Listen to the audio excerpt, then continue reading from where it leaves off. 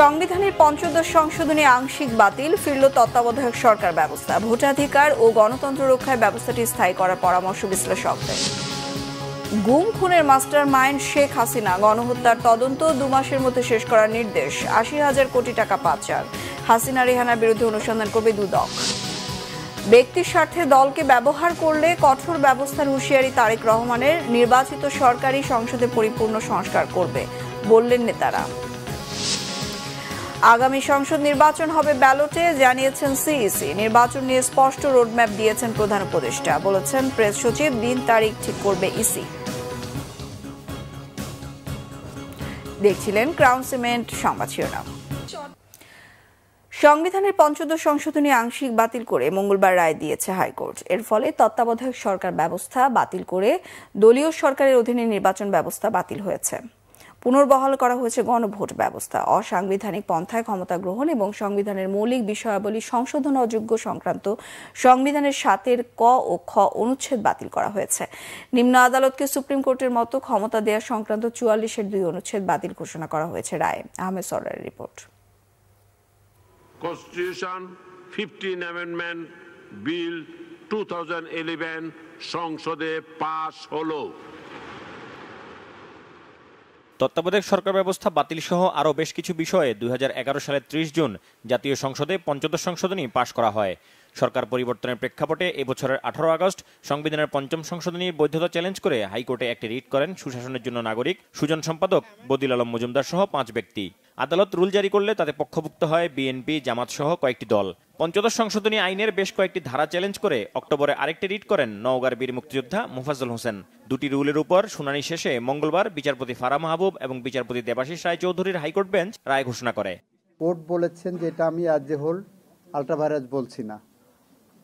Second, উনি বললেন article 7 এবং এ এবং 7B এই দুইটা আল্ট্রাভাইরাস, কারণ এটা ধরে নিতে হবে দিস ইজ নন এস্ট, অর্থাৎ এটা আইনে ছিলই না। কেয়ারটেকার সিস্টেমটাকে বাতিল করাটা ওনারা অবৈধ ঘোষণা করেছেন।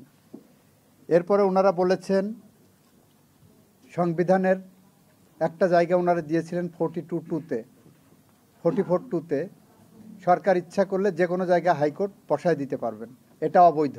হার্ড ওনারা বলেছেন রেফারেন্ডামে জনগণের যে পাওয়ার, সেই পাওয়ারটা যেভাবে সংকুচিত করেছিলেন সেই সংকুচিত করাটাকে ওনারা অবৈধ ঘোষণা করেছেন। এর রায়কে ঐতিহাসিক এবং এর ফলে দলীয় সরকারের অধীন একতরফা নির্বাচনের পথ বন্ধ হবে বলে আশা রিটকারী ও তার আইনজীবীর। তত্ত্বাবধায়ক সরকার ব্যবস্থা ফিরে আসার ক্ষেত্রে সবচেয়ে বড় প্রতিবন্ধকতা আমি বলবো যে দূর হলো, যেটা ছিল পঞ্চদশ সংশোধনী। গণতান্ত্রিক ব্যবস্থা ফিরে আসলো এটা বলা যাবে না। গণতান্ত্রিক ব্যবস্থা ফিরে আসার একটা গুরুত্বপূর্ণ দ্বার উন্মোচিত হলো। পঞ্চদশ সংশোধনীর মাধ্যমে সংবিধানে 54টি বিধিবিধান সংযোজন, পরিমার্জন ও প্রতিস্থাপন করা হয়। পঞ্চদশ সংশোধনীর মাধ্যমে সংবিধানে যে সমস্ত পরিবর্ধন, পরিমার্জন করা হয়েছিল তার কিছু অংশ তিনি রেখে দিয়েছেন, কিছু অংশ বাতিল ঘোষণা করেছেন, আর কিছু জিনিস পরবর্তী সংসদের উপর ছেড়ে দিয়েছেন। আরেকটি সংরক্ষণ করেছেন যেটি হলো পরিবেশগত বায়োডাইভার্সিটির প্রিন্সিপাল। আরেকটি সংরক্ষণ করেছেন যেটি হলো ক্ষুদ্র নৃগোষ্ঠীকে প্রোটেকশন দেওয়ার জন্য রাষ্ট্রের যে পলিসি। গণভোটের বিধানকে বাতিল করে দেওয়া হয়েছিল সেটিকেও আজকে রেস্টোর করা হলো। সবচাইতে ইম্পর্টেন্ট কথা বলছেন, গণতন্ত্র হলো আমাদের সংবিধানের মৌলিক কাঠামো, আর কেয়ারটেকার গভর্নমেন্ট বলছেন সংবিধানের মৌলিক কাঠামোতে রূপান্তরিত হয়েছে। কেন? কারণ কেয়ারটেকার গভর্নমেন্ট ছাড়া ফ্রি, ফেয়ার, ইম্পার্শিয়াল ইলেকশন করা যায় না। বিএনপির আইনজীবীরা মনে করেন এই রায় জনগণের ভোটাধিকারের জন্য তাৎপর্যপূর্ণ, যার জন্য তারা দীর্ঘদিন ধরেই আন্দোলন সংগ্রাম করে আসছিলেন। 15th অ্যামেন্ডমেন্ট করা হয়েছিল আওয়ামী লীগকে চিরস্থায়ী বন্দোবস্ত এবং শেখ হাসিনাকে চিরস্থায়ীভাবে প্রধানমন্ত্রী করার জন্য, যে কারণে মহামান্য আদালত বলেছেন অবজারভেশনে যে 15th অ্যামেন্ডমেন্টে will of the people reflected হয়নি। আদালত তার পর্যবেক্ষণে বলেছেন একটা সংসদ তার পরবর্তী সংসদকে এই মর্মে বাধ্য করতে পারেন না তারা কোনটা করবেন কি করবেন না। কারণ কনস্টিটিউশন, সংবিধান হচ্ছে একটি লিভিং ডকুমেন্ট। সময় এবং স্থানের পরিবর্তনের ক্ষেত্রে সংবিধানের সংশোধনীর প্রয়োজন হতে পারে। জনগণের ইচ্ছার প্রতিফলন ছাড়া কোনো সংবিধানই সংশোধন করা সম্ভব নয়। কাজেই এইটা প্রমাণ হয়ে গেছে যে ভবিষ্যতেও কেউ যাতে করে এইভাবে সংবিধানকে জনগণের ইচ্ছার বাইরে গিয়ে সংশোধন না করে, সেটা একটা মেসেজ।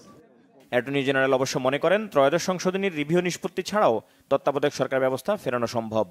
তত্ত্বাবধায়ক সরকার ব্যবস্থা বাতিল করাটা যখন কোর্ট বলছেন অবৈধ, দ্যাট মিনস ইন আদার ওয়ার্ডস তত্ত্বাবধায়ক সরকার সিস্টেম বৈধ। এটা হলো একটা ইন্টারপ্রিটেশন। দ্বিতীয় ইন্টারপ্রিটেশন হলো আপনি যদি 13 অ্যামেন্ডমেন্টের জাজমেন্টের কথা চিন্তা করেন, ওখানে 7 জন আনঅ্যানিমাসলি বলেছিলেন তত্ত্বাবধায়ক সরকারের আন্ডারে অন্তত 2টি নির্বাচন হতে হবে। এই যে পরবর্তী 2টি নির্বাচন তত্ত্বাবধায়কের আগে আন্ডারে হবে, সেইটার আগেই আপনার যখন 15th অ্যামেন্ডমেন্ট নিয়ে চলে আসলো, তখন ওইটা ধরে নেওয়া হবে যে ওইটা দ্যাট ইজ ইন অ্যাবিয়েন্স। ওই জাজমেন্টের রেশিওটা এখনও অপারেটিভ আছে, কার্যকর আছে। অ্যাটলিস্ট আগামী 2টি নির্বাচন তো উইদাউট এনি অ্যাপেলেট ইন্টারভেনশনও লাগে না। 2025-এর জানুয়ারির তৃতীয় সপ্তাহে ত্রয়োদশ সংশোধনী বাতিল করে দেয়া রায়ের রিভিউর শুনানি হবার কথা রয়েছে। আদালতের রায়ের পর 2011 সালের 30 মে সংসদের বিশেষ কমিটির বৈঠকে সিদ্ধান্ত হয় তত্ত্বাবধায়ক সরকার ব্যবস্থা বাতিলের। সেই বৈঠক শেষে তত্ত্বাবধায়ক সরকার বাতিলের ফলে কোনো রাজনৈতিক সংকট দেখা দেবে কিনা সাংবাদিকদের এমন প্রশ্নের জবাবে তৎকালীন সংসদ সদস্য এবং আওয়ামী লীগের প্রভাবশালী নেতা বলেছিলেন যে কোনো সংকটই সমাধানের পথ খুঁজে দিবে। একদলীয় সরকারের অধীন 2014, 2018 এবং 2024-এর নির্বাচনের পর দেশে যে রাজনৈতিক সংকট দেখা দিয়েছে, ক্ষমতা ত্যাগ করে দেশ ছেড়ে সেই সংকটের সমাধান হবে এমনটা নিশ্চয়ই সেদিন কোনো রাজনীতিবিদই কল্পনা করেননি। আহমেদ সরওয়ার, বাংলা ভিশন, ঢাকা। এদিকে সংবিধানের 15th সংশোধনী বাতিলকে স্বাগত জানিয়ে ভোটাধিকার ও গণতন্ত্র রক্ষায় তত্ত্বাবধায়ক সরকার ব্যবস্থাকে স্থায়ী করার পরামর্শ দিয়েছেন রাজনীতি বিশ্লেষকরা। জাতীয় নির্বাচনের সময়সীমা স্পষ্ট করার বিষয়টিকেও স্বাগত জানিয়েছেন তারা। জাতীয় ঐকমত্য কমিশন গঠনে সব দলের প্রতিনিধিত্ব নিশ্চিতের তাগিদও দিয়েছেন তারা। শুভ মাহফুজ জানাচ্ছেন বিস্তারিত। 5 আগস্ট শেখ হাসিনা সরকারের পতনের পর 8 তারিখে শপথ নেয় নোবেল বিজয়ী ডক্টর মোহাম্মদ ইউনূসের নেতৃত্বে অন্তর্বর্তী সরকার। এরপর থেকে আলোচনা ছিল সরকারের মেয়াদ আর নির্বাচনের সম্ভাব্য সময়সীমা নিয়ে। সোমবার বিজয় দিবস উপলক্ষে জাতির উদ্দেশ্যে দেয়া ভাষণে নির্বাচনের দিনক্ষণ স্পষ্ট করেন প্রধান উপদেষ্টা ডক্টর মোহাম্মদ ইউনূস। জানান জাতীয় ঐকমত্য কমিশন গঠনের কথা। মোটা দাগে বলা যায় 2025 সালের শেষ দিক থেকে 2026 সালের প্রথমার্ধের মধ্যে নির্বাচনের সময় নির্ধারণ করা যায়। সরকার প্রধানের জাতীয় নির্বাচনের সময় স্পষ্ট করার বিষয়টিকে স্বাগত জানিয়ে রাজনীতি বিশ্লেষকরা আশা করছেন এর মাধ্যমে রাজনৈতিক দলগুলোর সাথে সরকারের দূরত্ব কমে আসবে। ঐকমত্য কমিশন নিয়ে নিজেদের পরামর্শও দেন তারা। আগামী ডিসেম্বর অথবা পরের জানুয়ারি মাসের মধ্যে বা প্রথম দিকে এই নির্বাচনটি হবে। এটাকে আমি অত্যন্ত সাধুবাদ জানাচ্ছি, কেননা রাজনৈতিক দলগুলোর মধ্যে যে একটা দ্বিধা দ্বন্দ্ব সরকারের এই নির্বাচন নিয়ে বা এটাকে প্রলম্বিত করার মেয়াদকাল নিয়ে একটা সংশয় যেটা তৈরি হচ্ছিল এবং তাদের বক্তব্যের মধ্য দিয়ে যে ধরনের কথা উঠে আসছিল, তাতে আপাত দৃষ্টিতে মানুষের মনের মধ্যে হচ্ছিল যে এই অন্তর্বর্তীকালীন সরকারের সাথে রাজনৈতিক দলগুলোর একটা দূরত্ব তৈরি হচ্ছে। আমার মনে হয় গতকাল প্রধান উপদেষ্টার এই বক্তব্যের মধ্য দিয়ে এটা দূর হবে। রাষ্ট্র পরিচালনায় যে পলিটিক্যাল উইজডম দরকার, যে রাজনৈতিক অভিজ্ঞতা, রাজনৈতিক প্রজ্ঞা, রাজনৈতিক কৌশল দরকার, সেটা তো উনি কিংবা ওনাদের নাই। সেটা তো ইতিমধ্যে বিএনপির তরফ থেকে বলা হয়েছে, নাগরিক ঐক্যের তরফ থেকে বলা হয়েছে, প্রফেসর আনু মোহাম্মদ তারা বলেছেন, সবাই আন্দোলনের সাথে যারা ছিলেন সবাই বলেছেন। তো এই জিনিসটা ওনারা কেন এটাকে অ্যাকোমোডেট করছেন না কেন? এটাকে নিয়ে ওনারা কেন যে ঘাটতিগুলো আছে সেটা পূরণ করে সামনে এগোচ্ছেন না কেন? সংবিধানের 15th সংশোধন বাতিলকে স্বাগত জানিয়ে গণতন্ত্র রক্ষায় তত্ত্বাবধায়ক সরকার ব্যবস্থাকে স্থায়ী করার উপর জোর দেন বিশিষ্টজনরা। নির্বাচনী বাস্তবতায় তত্ত্বাবধায়ক সরকারের যে ব্যবস্থাটা সেটা স্থায়ীভাবে রেখে দিতে হবে, কারণ এখানে কিন্তু রাজনীতিবিদরা এবং আমাদের রাষ্ট্র পরিচালনা যারা করেছেন সেটা একটা সুষ্ঠু, নিরপেক্ষ, গ্রহণযোগ্য নির্বাচন করতে তারা ব্যর্থ হয়েছেন। দলীয় সরকার এটা চরমভাবে ব্যর্থ হয়েছে। সুতরাং তত্ত্বাবধায়ক সরকারের এই ব্যবস্থা ছাড়া বাংলাদেশের গণতন্ত্র এবং রাষ্ট্রীয় যে ব্যবস্থা সেটা কিন্তু টিকবে না। রাজনৈতিক স্থিতিশীলতার জন্য রাজনৈতিক দলগুলোকে নিয়ে একটি প্ল্যাটফর্ম করার পরামর্শও দেন বিশেষজ্ঞরা। সরকারের যে ব্যবস্থা। শুভ মাহফুজ, বাংলা ভিশন, ঢাকা। গোপন কারাগারে গুম, নির্যাতন, খুনের নিউক্লিয়াস শেখ হাসিনা। এসব কার্যক্রমে তার সম্পৃক্ততা সরাসরি পাওয়া গেছে বলেছেন চিফ প্রসিকিউটর তাজুল ইসলাম। ছাত্র জনতার অভ্যুত্থানে গণহত্যা সহ মানবতা বিরোধী অপরাধের মামলায় শেখ হাসিনার বিষয়ে তদন্ত প্রতিবেদন দাখিলের জন্য 2 মাস সময় বাড়িয়েছে আন্তর্জাতিক অপরাধ ট্রাইব্যুনাল। এছাড়া জুলাই আগস্ট গণহত্যায় আনিসুল হক সহ 16 জনের বিরুদ্ধে তদন্ত 2 মাসের মধ্যে শেষ করার নির্দেশ ট্রাইব্যুনালের। এসএম ফয়েজের রিপোর্ট। জুলাই আগস্ট গণহত্যা মামলার আসামি আওয়ামী লীগের সাবেক 12 মন্ত্রীকে দ্বিতীয় দফা হাজির করা হয় আন্তর্জাতিক অপরাধ ট্রাইব্যুনালে। এ সময় অনেককে বিমর্ষ দেখা গেলেও হাস্যোজ্জ্বল ছিলেন রাশেদ খান মেনন ও হাসানুল হক ইনু। বিমর্ষ ছিলেন সাবেক আইসিটি প্রতিমন্ত্রী জোনায়েদ আহমেদ পলক। ভালো আছেন আপনি? ভালো আছেন আপনি? ভাই বোবা হয়ে আছি, বোবা হয়ে আছে। আপনারা মুক্ত আছেন তো? ইনশাআল্লাহ আছি। মঙ্গলবার বেলা 11টার দিকে গাজীপুর, কেরানীগঞ্জ ও নারায়ণগঞ্জ কারাগার থেকে হাজির করা হয় পতিত আওয়ামী লীগের সাবেক 12 মন্ত্রী, 2 উপদেষ্টা, 1 সচিব ও 1 বিচারপতি সহ 16 জনকে। আদালতে কার্যক্রমের শুরুতে শেখ হাসিনার বিষয়ে তদন্ত শেষ হয়নি জানিয়ে 2 মাসের সময় চায় প্রসিকিউশন টিম। তুলে ধরা হয় গুম কমিশনের report. Chief prosecutor Tajul Islam বলেন, আওয়ামী লীগ সরকার আমলে হওয়া সব গুম হত্যার মাস্টারমাইন্ড ছিলেন শেখ হাসিনা। অপরাধের যে নিউক্লিয়াস শেখ হাসিনার মামলায় আদালতের কাছে উপস্থাপন করেছি যে আমরা তদন্ত রিপোর্ট অনেক দূর অগ্রসর হয়েছি, কিন্তু পাশাপাশি জুলাই আগস্টের সংঘটিত যে মানবতা বিরোধী অপরাধ এবং গণহত্যা 16 বছর ধরে বাংলাদেশে যে সমস্ত এনফোর্সড ডিসঅ্যাপিয়ারেন্সের ঘটনা ঘটেছে, নিষ্ঠুরতম পন্থায় মানুষকে বছরের পর বছর গোপন কারাগারে আটক রাখা হয়েছে, তাদেরকে নিষ্ঠুরতম পন্থায় হত্যা করে তাদের লাশকে নদীতে বা খালে বিলে ভাসিয়ে দেওয়া হয়েছে, ডুবিয়ে দেওয়া হয়েছে। এই অপরাধগুলোর সাথে তদানীন্তন প্রধানমন্ত্রী এবং অপরাধের নিউক্লিয়াস শেখ হাসিনা সরাসরি সম্পৃক্ত ছিলেন মর্মে সেই কমিশন তাদের মতামত ব্যক্ত করেছেন। সাবেক মন্ত্রী, প্রতিমন্ত্রী, উপদেষ্টা, বিচারপতি ও সাবেক সচিব সহ 16 জনের তদন্ত রিপোর্ট 2 মাসের মধ্যে জমা দেওয়ার নির্দেশ দিয়েছে ট্রাইব্যুনাল।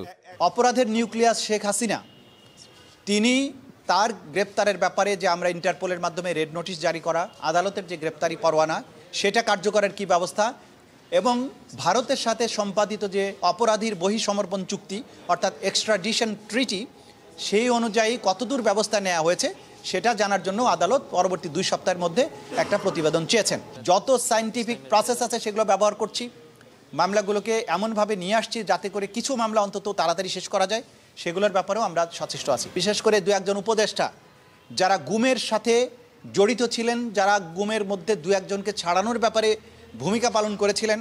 জুলাই আগস্ট গণহত্যা মামলার তদন্ত শেষ হতে সময় লাগবে জানিয়ে তাজুল ইসলাম বলেন, আদালতের নির্দেশনা থাকার পরও কাউকে পালাতে সাহায্য এবং আদালতকে সহযোগিতা না করলে আইন অনুযায়ী ব্যবস্থা নেওয়া হবে। এসএম ফয়েজ, বাংলা ভিশন, ঢাকা। এদিকে 9টি প্রকল্পে অনিয়মের জন্য শেখ হাসিনা ও তার পরিবারের সদস্যদের বিরুদ্ধে দুর্নীতির অভিযোগ অনুসন্ধানের সিদ্ধান্ত নিয়েছে দুর্নীতি দমন কমিশন দুদক। মঙ্গলবার কমিশনের বৈঠকে সিদ্ধান্ত নেয় সংস্থাটি। ক্ষমতাচ্যুত আওয়ামী লীগ সরকারের আমলে সরকারের 9টি মেগা প্রকল্পে 80,000 কোটি টাকা আত্মসাৎ ও পাচারের অভিযোগ আনা হয়েছে।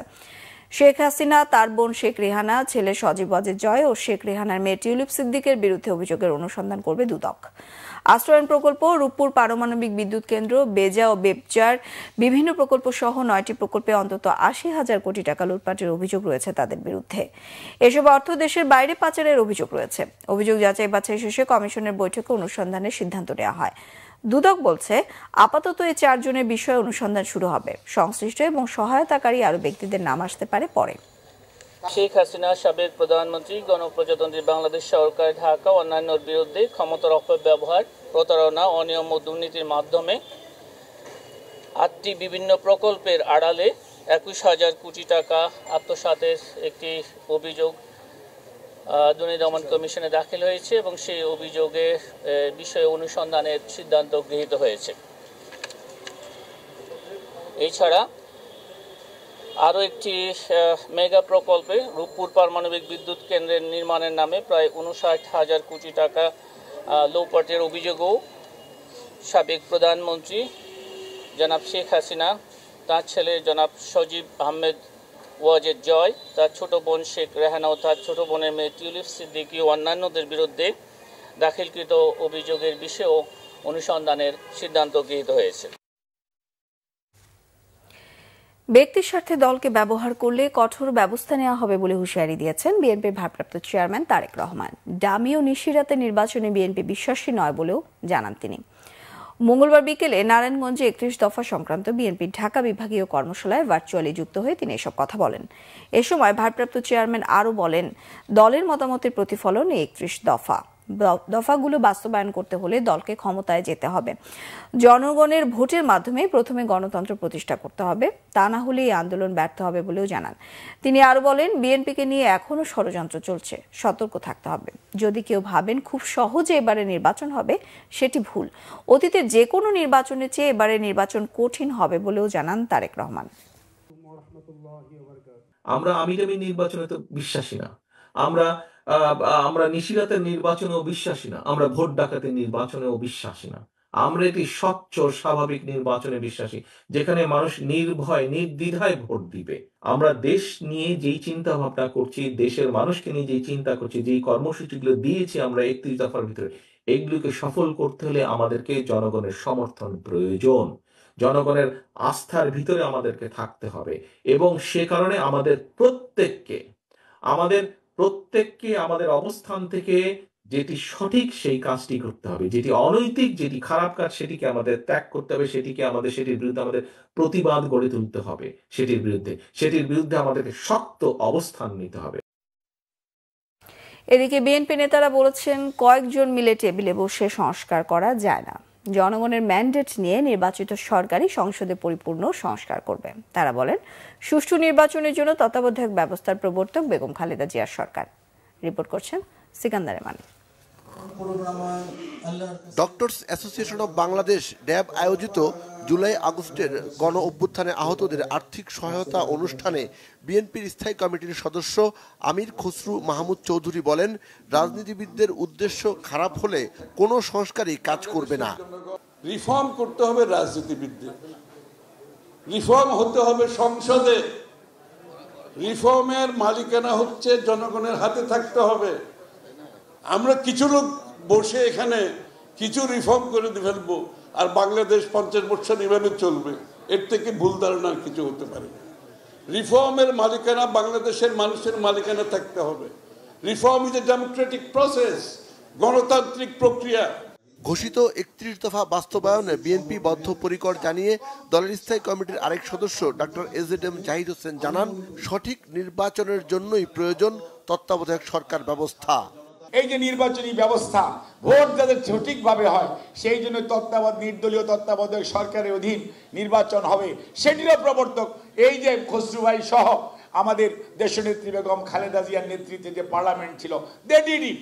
কাজেই বাংলাদেশের যত কিছু ভালো অর্জন, যত সংস্কার, আমরাও মনে করি তারই ধারাবাহিকতায় 2017-তে ভিশন 2030 দেশনেত্রী বেগম খালেদা জিয়া জনগণের কাছে উপস্থাপন করেছিল। আওয়ামী লীগ দেশকে ধ্বংস করার পরও যে বাংলাদেশ দাঁড়িয়ে আছে তা শহীদ রাষ্ট্রপতি জিয়াউর রহমানের সার্বিক সংস্কারের ফসল বলেও দাবি করেন বিএনপি নেতারা। সিকান্দার রেমান, বাংলা ভিশন, ঢাকা। ত্রয়োদশ জাতীয় সংসদ নির্বাচন ইভিএমে নয়, ব্যালটে হবে। সরকার চাইলে যে কোনো সময় নির্বাচন করতে প্রস্তুত কমিশন, জানিয়েছেন প্রধান নির্বাচন কমিশনার এএমএম নাসির উদ্দিন। বলেন, রাজনৈতিক দলগুলোই প্রধান স্টেক হোল্ডার, সবার সঙ্গে আলোচনা করবেন তারা। নির্বাচনে আওয়ামী লীগের আসা না আসা রাজনৈতিক ফয়সালার বিষয় বলেও সিইসি মন্তব্য করেন। মঙ্গলবার সাংবাদিকদের তিনি এসব তথ্য জানান। রাজনৈতিক দলগুলোর প্রতিনিয়ত প্রত্যেকটা দিন এমন কোনো দিন বাদ আছে তারা সবসময় বলছেন যে অন্তর্বর্তী সরকারের কাছ থেকে নির্বাচিত সরকারের কাছে ক্ষমতা হস্তান্তর করুন, এটা তাদের মূল দাবি। তো এখন আমি যে স্থানীয় সরকার নির্বাচন করলে তো ওই কাজটা হচ্ছে না। আর আমাদের প্রস্তুতিটা কিন্তু জাতীয় নির্বাচনকে সামনে রেখে আমরা আগাচ্ছি। স্থানীয় সরকারের নির্বাচনের বিষয়টি আমাদের আপাতত বিবেচনায় নেই। আমরা ন্যাশনাল ইলেকশন নিয়ে কাজ করছি, সেই লক্ষ্যেই আমাদের প্রস্তুতি এগিয়ে চলছে। যেভাবে করলে একটা সুষ্ঠু, সুন্দর, ক্রেডিবল, অ্যাকসেপ্টেবল ইলেকশন করা যায়, আমরা সেইভাবে সব ব্যবস্থা নিব। এইটুকু এশিওর করতে পারি যে আমরা কাউকে জিতানোর জন্য বা কাউকে হারানোর জন্য আমরা সীমানা নির্ধারণ করবো না। আমরা যে ন্যায্যতার ভিত্তিতে যেখানে দেখি যে মোটিভেটেড ওয়েতে করা হয়েছে সেখানে আমরা হাত দেব, এবং ন্যায্যতার ভিত্তিতে আমরা এটা ফিক্স করব। 2026-এর 30 জুনের মধ্যেই হবে জাতীয় নির্বাচন, জানিয়েছেন প্রধান উপদেষ্টা প্রেস সচিব শফিকুল আলম। মঙ্গলবার বিকেলে ফরেন সার্ভিস একাডেমিতে ব্রিফিংয়ে তিনি এমনটা জানান। Deputy press secretary Azad Majumdar জানান, প্রধান উপদেষ্টা তারুণ্যের শক্তি ও সম্ভাবনা নিয়ে কাজ করছেন। তার এ সফর বৈশ্বিক ফোরামে বড় পরিসরে কাজ করার সুযোগ তৈরি করবে। ব্রিফিংয়ে প্রধান উপদেষ্টা প্রেস সচিব শফিকুল আলম আরও জানান, বিশ্ববিদ্যালয় মঞ্জুরি কমিশনের নাম পরিবর্তন করে বিশ্ববিদ্যালয় কমিশন করা হবে। শিক্ষা খাতে ঘুষ, বাণিজ্য, দুর্নীতি বন্ধে ধাপে ধাপে কাজ করবে সরকার। 2026 সালের জুনের মধ্যেই হবে জাতীয় নির্বাচন, বিষয়টি প্রধান উপদেষ্টার স্পষ্ট রোডম্যাপ বলে উল্লেখ করেন প্রেস সচিব। তিনি বলেন, সংস্কারের বিষয়ে জাতীয় ঐক্যমত্য হলে নির্বাচনের দিনক্ষণ ঠিক করবে নির্বাচন কমিশন। এক প্রশ্নের উত্তরে বলেন, ওবায়দুল কাদের দেশ থেকে পালিয়ে যাওয়ার বিষয়টি সরকার খতিয়ে দেখছে। তিনি গেল 3 মাস দেশে ছিলেন কিনা তাও যাচাই করা হচ্ছে। গণ অভ্যুত্থানের রক্ত যার হাতেই আছে, তিনি যেই হোক বিচার অবশ্যই করা হবে বলেও জানানো হয়। বিজয় দিবস নিয়ে ভারতের প্রধানমন্ত্রী নরেন্দ্র মোদীর সামাজিক যোগাযোগ মাধ্যমে পোস্টের ব্যাপারে ঢাকা আনুষ্ঠানিক প্রতিক্রিয়া দেবে জানিয়েছেন পররাষ্ট্র উপদেষ্টা তৌহিদ হোসেন। এদিকে নরেন্দ্র মোদীর ওই স্ট্যাটাস নিয়ে নৌ পরিবহন উপদেষ্টা অবসরপ্রাপ্ত brigadier general M Sakhawat Hossain বলেছেন, বাংলাদেশের মুক্তিযুদ্ধ নিয়ে নরেন্দ্র মোদীর বক্তব্যে বেঁচে থাকা মুক্তিযোদ্ধারা মর্মাহত হবেন। আরও জানাচ্ছেন ইমরুল কায়েস। বাংলাদেশের বিজয় দিবসকে নিজেদের বলে দাবি করে নতুন সমালোচনার জন্ম দিয়েছেন ভারতের প্রধানমন্ত্রী নরেন্দ্র মোদী। ব্যক্তিগত ফেসবুক থেকে 16 ডিসেম্বরকে ভারতের ঐতিহাসিক বিজয় উল্লেখ করে ভারতের সেনা সদস্যদের প্রতি কৃতজ্ঞতা জানিয়েছেন তিনি। মোদীর এই স্ট্যাটাসে তীব্র নিন্দা আর প্রতিবাদের ঝড় উঠেছে দেশে। এ নিয়ে মঙ্গলবার সন্ধ্যায় পররাষ্ট্র উপদেষ্টা তৌহিদ হোসেন বলেন, এ বিষয়ে বাংলাদেশ নিজস্ব অবস্থান জানাবে। উনি তার মতো করে একটা জিনিস বলেছেন, আমরা আমাদের মতো করে বলবো। ভারতের পররাষ্ট্রমন্ত্রী বাই নেম আমাকে অভিনন্দন জানিয়েছেন এই বিজয় দিবস উপলক্ষে। নৌ পরিবহন উপদেষ্টা অবসরপ্রাপ্ত ব্রিগেডিয়ার জেনারেল শাখাওয়াত হোসেন বলেছেন, মোদীর স্ট্যাটাসে বাংলাদেশের মুক্তিযোদ্ধারা কষ্ট পেয়েছেন। 52 বছর হয়ে গেছে এই 16 ডিসেম্বরের এবং এই 9 মাসের যুদ্ধ কিন্তু বাংলাদেশের যুদ্ধ। ভারতীয় প্রধানমন্ত্রী তার মতো করে বলেছেন, যারা বেঁচে আছেন আমি মনে করি তারাও আহত হবেন, কারণ আমাদের যুদ্ধটি আমরা শুরু করেছিলাম, আমাদের যুদ্ধটি আমরা সমাপ্ত করেছি। সেখানে সাহায্য সহযোগিতা ডেফিনেটলি ভারতের ছিল, এতে কোনো সন্দেহ নেই। আমরা সেটাও স্মরণ করি এবং সবসময় স্মরণ রাখি। সকালে বাংলাদেশ মেরিন একাডেমির 3য় ব্যাচের সমাপনী কুচকাওয়াজ শেষে সাংবাদিকদের প্রশ্নের জবাবে একথা বলেন তিনি। ইমরুল কায়েস, বাংলা ভিশন, ঢাকা। দেশে আইনশৃঙ্খলা পরিস্থিতির উন্নয়ন এবং অর্থনৈতিক স্থিতিশীলতা নিশ্চিত না হলে অন্তর্বর্তী সরকারের সংস্কার কাজে জনগণের ধৈর্য থাকবে না, এমন মন্তব্য করেছেন সিপিডির সম্মানীয় ফেলো ডক্টর দেবপ্রিয় ভট্টাচার্য। মঙ্গলবার রাজধানীর ফরেন সার্ভিস একাডেমিতে ডক্টর দেবপ্রিয় বলেন, সরকার বদল হওয়া মানেই দেশে সুশাসন প্রতিষ্ঠা হয়ে যাবে না। এক প্রশ্নের জবাবে তিনি বলেন, দেশ মধ্যম আয়ের ফাঁদে পড়েছে। মধ্যম আয়ের ফাঁদে পড়ার সকল লক্ষণ এখন দেশে বিদ্যমান। বিগত সরকার প্রবৃদ্ধির তথ্য কারসাজির মাধ্যমে দেশের অর্থনীতি চিত্র ভুলভাবে উপস্থাপন করায় তাতে দরিদ্রতার হার ও কর্মসংস্থানের তথ্যে ভারসাম্য ছিল না বলে জানান। সাবেক রাষ্ট্রপতির সামরিক সচিব লেফটেন্যান্ট জেনারেল অবসরপ্রাপ্ত ডক্টর আমিনুল করিম রুমির সভাপতিত্বে অনুষ্ঠানের আলোচকরা শিক্ষার কাঙ্ক্ষিত উন্নয়ন না হওয়া এবং এই খাতে জিডিপির মাত্র 2% বাজেট বরাদ্দের সমালোচনা করেছেন। সংবাদ শেষ করব ক্রাউন সিমের সংবাদ শিরোনামগুলো আরো একবার জানিয়ে। সংবিধানের ৫৫ সংশোধনী আংশিক বাতিল, ফিরল তত্ত্বাবধায়ক সরকার ব্যবস্থা। ভোটাধিকার ও গণতন্ত্র রক্ষায় ব্যবস্থাটি স্থায়ী করার পরামর্শ বিশ্লেষকদের। গুম খুনের মাস্টার মাইন্ড শেখ হাসিনা, গণহত্যার তদন্ত 2 মাসের মধ্যে শেষ করার নির্দেশ। ৮০,০০০ কোটি টাকা পাচার, হাসিনা রেহানার বিরুদ্ধে অনুসন্ধান করবে দুদক। ব্যক্তি স্বার্থে দলকে ব্যবহার করলে কঠোর ব্যবস্থার হুঁশিয়ারি তারেক রহমানের। নির্বাচিত সরকারই সংসদে পরিপূর্ণ সংস্কার করবে বললেন নেতারা। আগামী সংসদ নির্বাচন হবে ব্যালটে জানিয়েছেন সিইসি। নির্বাচন নিয়ে স্পষ্ট রোডম্যাপ দিয়েছেন প্রধান উপদেষ্টা, বলেছেন প্রেস সচিব। দিন তারিখ ঠিক করবে ইসি। এই ছিল এখনকার মতো। পরের সংবাদ সকাল 10টায়। 9টায় থাকছে নিউজ টপ 10, দেখার আমন্ত্রণ রইল। এছাড়া বাংলা বিশ্বের সংবাদ ও সংবাদ সংশ্লিষ্ট অনুষ্ঠান দেখতে ভিজিট করুন www.bbnews24.com ও facebook.com/banglavisionnews। সাবস্ক্রাইব করুন youtube.com/banglavisionnews। সঙ্গে থাকায় ধন্যবাদ সবাইকে।